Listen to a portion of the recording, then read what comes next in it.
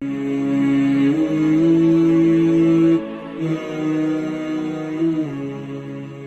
إلزاق المنكب بالمنكب والقدم بالقدم في الصف.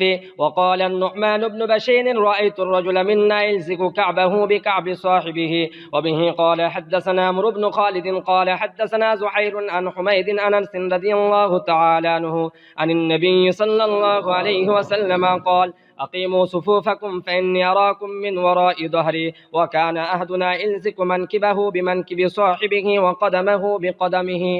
এটা সহিহ বুখারীর 10 নম্বর অধ্যায়ের 76 নম্বর পরিচ্ছেদ। ইমাম বুখারী রাহিমাহুল্লাহ লিখেছেন, বাবু ইলজাকিল মানকিবি বিল মানকিবি ওয়াল কদমি বিল কদমি ফিস সাফ। নামাজের কাতারে পায়ের সাথে পা আর কাঁধের সাথে কাঁধ মিলিয়ে দাঁড়ানোর বর্ণনা। এ পরিচ্ছেদের অধীনে ইমাম বুখারী রাহিমাহুল্লাহ নিজের সনদ মিলিয়ে বর্ণনা করেছেন, রাসূলুল্লাহ সাল্লাল্লাহু আলাইহি ওয়াসাল্লাম বলেছেন, আকিমু সুফুফাকুম, তোমরা তোমাদের কাতার ঠিক করো। কাতার ঠিক করা মানে দুটো জিনিস খেয়াল রাখতে হবে।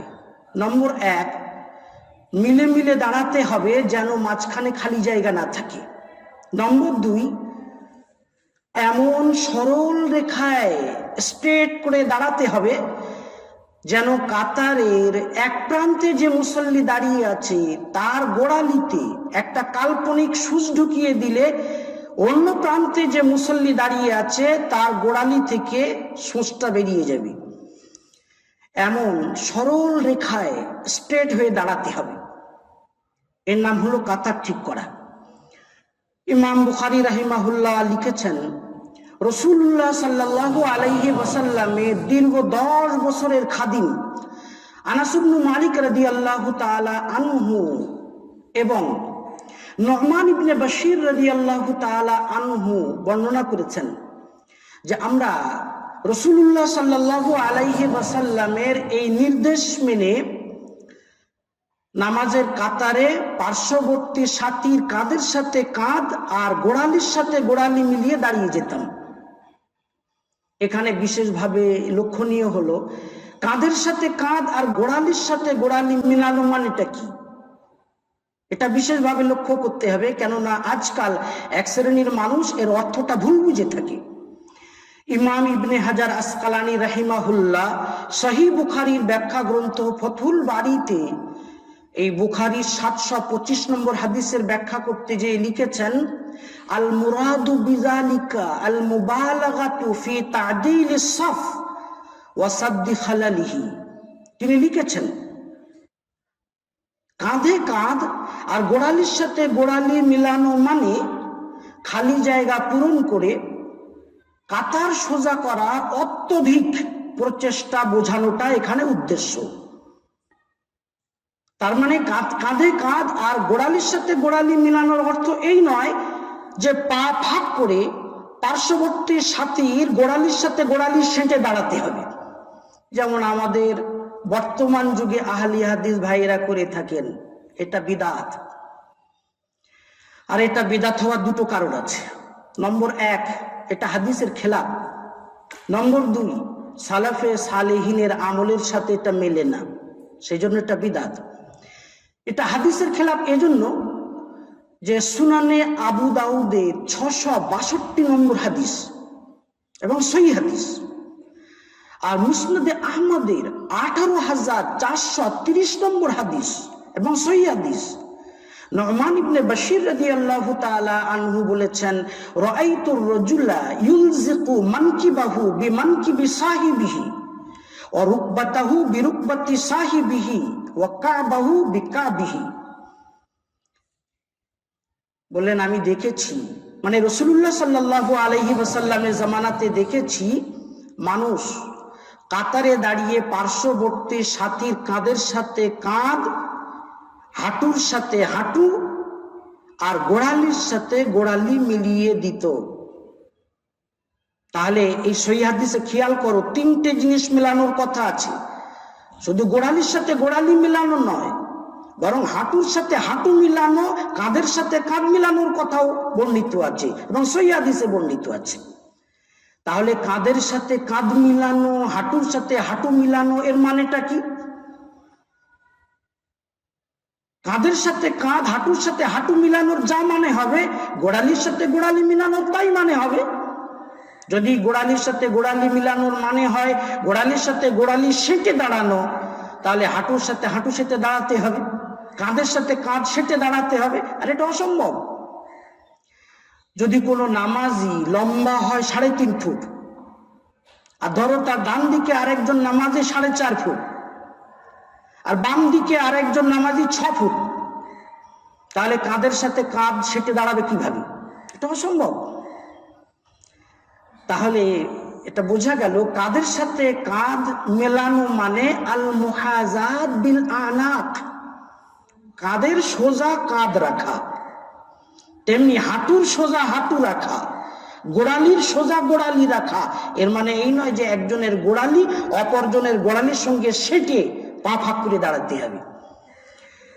এটা হাদিসের খেলাফ হওয়ার কারণে বিদআত।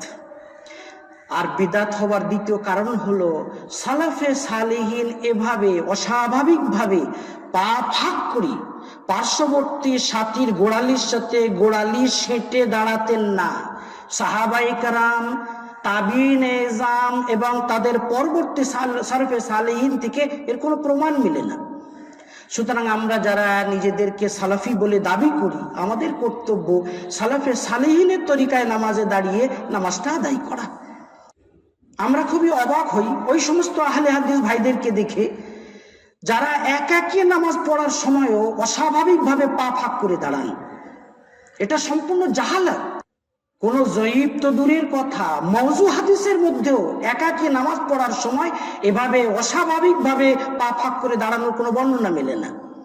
আল্লাহ রাব্বুল আলামিন আমাদের সকলকে বিদআত এবং খুরাফাত মুক্তভাবে সুন্নত তরিকায় সালাত কায়েম করার তৌফিক এনায়েত করুন। শেখ ইমাম বুখারী রহিমাহুল্লাহ এখানে হেডিংয়ে কাঁধে কাঁধ ও পায়ে পা মিলানোর জন্য আরবিতে ইলজাক শব্দ ব্যবহার করেছেন।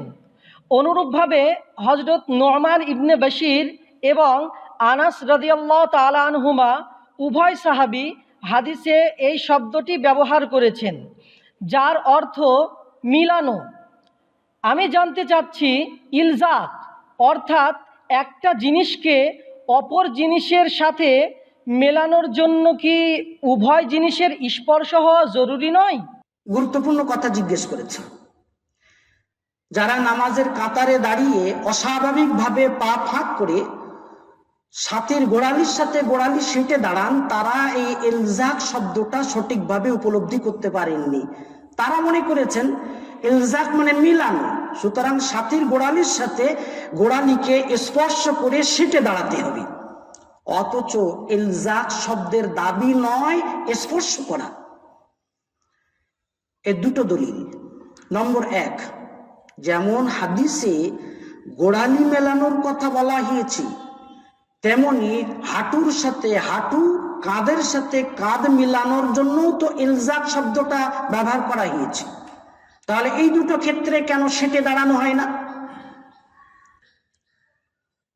দ্বিতীয় দলিল, আরবি ভাষার অন্যতম বৃহৎ অভিধান লিসানুল আরব 9 খণ্ডে কায়রো থেকে এই অভিধানটা ছাপানো হয়েছে বর্তমান। এর খণ্ড নম্বর 8, পৃষ্ঠা নম্বর 70-এ আল্লামা ইবনে মনজুর রাহিমাহুল্লাহ লিখেছেন, ইলজাক হামজা লাম জা আলিফ কফ, এর মানে হলো ইলসাক, হামজা লাম সাদ আলিফ কফ। ইলজাক আর ইলসাক উভয় শব্দ সমর্থক। আর তোমরা সর্বমিয়াতে আমিল নামক ব্যাকরণ বইয়ে পড়েছ আল বা উলিল ইলসাক, বা হরফে জার ইলসাকের মানে বহন করি।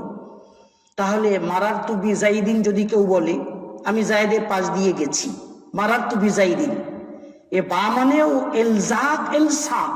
এর মানে কি এটাই হবে যে আমার শরীর জায়েদের শরীরকে স্পর্শ করেছে এমন ভাবে আমি গেছি? কখনো এটা উদ্দেশ্য নয়। বোঝা গেল ইলজাক ও ইলসাক শব্দটা স্পর্শ করার দাবি রাখে না। সুতরাং গোড়ালির সাথে স্পর্শ করে সিটে দাঁড়াতে হবে, এটা ভুল ব্যাখ্যা। শায়েখ, আমি জানতে চাই নামাজে দাঁড়ানো অবস্থায় দু পায়ের মাঝে কতটা ফাঁক রাখা দরকার? নামাজে দাঁড়ানো অবস্থায় দু পায়ের মাঝে কতটা ফাঁক রাখতে হবে এ সম্পর্কে কোরআন ও হাদিসের মধ্যে কোনো সুস্পষ্ট বর্ণনা নেই। তার মানে নির্দিষ্ট কোনো পরিমাপ বলা হয়নি যে এতটা ফাঁক রেখে দাঁড়াও। সুতরাং মানুষ স্বাভাবিক কারো সামনে আদবের সঙ্গে দাঁড়ানোর ক্ষেত্রে যতটা ফাঁক রাখে ততটাই ফাঁক রাখবে। যদি কারো অভ্যাস হয় দুই পায়ের মাঝে 4 আঙুল ফাঁক রেখে দাঁড়ানো, তো 4 আঙুল ফাঁক রেখে দাঁড়াবে। যদি অভ্যাস হয় 1 বিঘত পরিমাণ ফাঁক রেখে দাঁড়ানো, তাহলে 1 বিঘত পরিমাণ ফাঁক রেখে দাঁড়াবে। তবে পা ফাঁক করে রাখার ক্ষেত্রে দুটো জিনিস খেয়াল রাখতে হবে। নম্বর 1, যেন উভয় পাকে মিলিয়ে না দাঁড়ায়। নম্বর 2, যেন অস্বাভাবিকভাবে পা ফাঁক করে না দাঁড়ায়, কেননা এটা বিয়াদবি। আর আল্লাহ রাব্বুল আলামিন সূরা বাকারার 238 নম্বর আয়াতে বলেছেন, ওয়াকুমু লিল্লাহি কানিতিন, তোমরা আল্লাহর সামনে একান্ত আদবের সাথে বিনয়ী হয়ে দাঁড়াও। সুতরাং কোন বিয়াদবির পন্থাতে আল্লাহ রাব্বুল আলামিনের সামনে দাঁড়ানো যাবে না। হযরত, আহলে হাদিসদের মেয়েরাও কি নামাজে পা ফাঁক করে দাঁড়ায়? মেয়েদের এভাবে পা ফাঁক করে দাঁড়ালে তো দৃশ্যটা খুবই বাজে লাগবে। আহলে হাদিসদের মেয়েরা নামাজে পা ফাঁক করে দাঁড়ায় কিনা আমার জানা নেই, তবে বাহ্যিক এটাই যে তাদের মেয়েরাও পা ফাঁক করে দাঁড়াবে, কেননা পুরুষ এবং মহিলাদের নামাজের মধ্যে পদ্ধতিগত কোনো পার্থক্যের প্রবক্তা নন আহলে হাদিস ভাইয়েরা। যাই হোক, আল্লাহ রাব্বুল আলামিন আমাদের সকলকে সমস্ত রকমের বিদআত ও খুরাফাত মুক্ত ভাবে সুন্নত তরিকায় জীবন যাপন করার তৌফিক এনায়েত করুন।